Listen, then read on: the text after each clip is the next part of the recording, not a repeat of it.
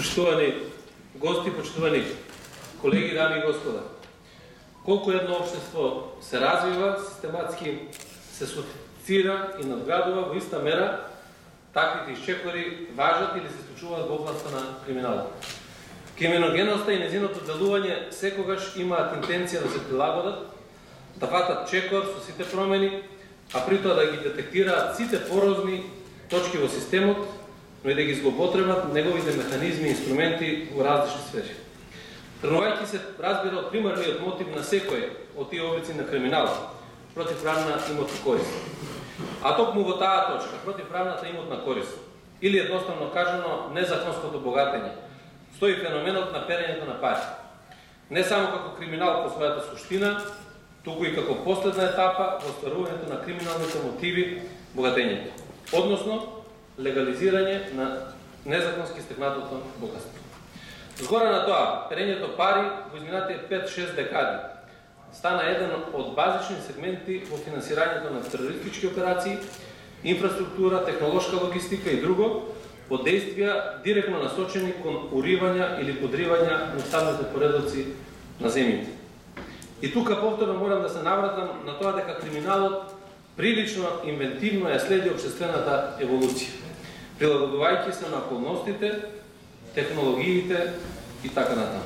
Именно перењето на пари, за разлика од другите облици на сериозен и организиран криминал, некако подлабоко инфилтрирајќи се во функционалните механизми на разни системски делови на општеството, законски, финансиски, економски, технолошки и друго, се обидува сите нив да ги следи и да ги канализира нивните инструментариуми во своја полза.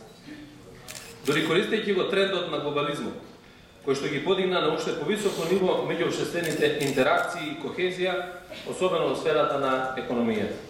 Финансиите и финансиското работење, перењето пари се камуфлираше во самиот, ајде да го означиме како процедурален или технолошки софтвер на тие механизми, наметнувајќи се како своевидна, не парцијална, туку системска и глобална закана.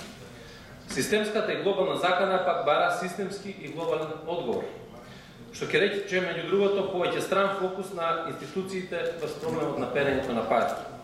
И секако не само будност, туку и постојана надградба на инструментите, нормите, стандардите на институционално и корпоративно функционирање со истовремена цел, благовремено детектирање и превенирање на можностите за перење на пари.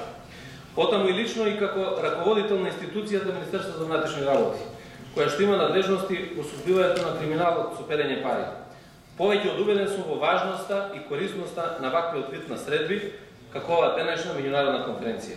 Особено заради тоа што на едно високо, стручно и експертско ниво ќе се обсервира тема од неспорно големо значење и за нашата држава, меѓутоа и за светот воопшто. А искуството, знаењето и предлозите што произлегуваат од таква експертиза ја чинат суштината на успешна и ефикасна борба против перењето на пари.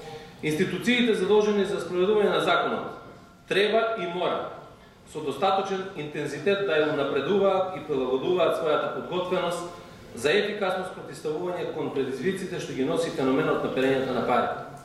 Особено во делот на квалитетно кадровско екипирање и нормативна поставеност и обсег. А логистиката во тие задачи мора да дојде токму од стручната и експертската фела, како фундаментална концепцијска инфраструктура во справувањето со посечениот проблем. Поединечното делување тешко дека ќе даде посакувани резултати. Глобалните предизвици и ризици со кои што се соочуваме и ние като држава, меѓутоа и светот, бараат само заеднички пристап. Секоја заштита која што ќе ја правиме самостојна не представува заштита ниту за нас, ниту за било која друга држава. Почитувани, искрено се надевам дека денес, после на оваа конференција, ќе се чујат исклучително квалитетни, свежи, креативни размислувања, сугестии, а зошто да не и предлози, кои што на еден или на друг начин ќе најдат своја практична применливост во напорите за успешно справување со криминалот на перењето на пари.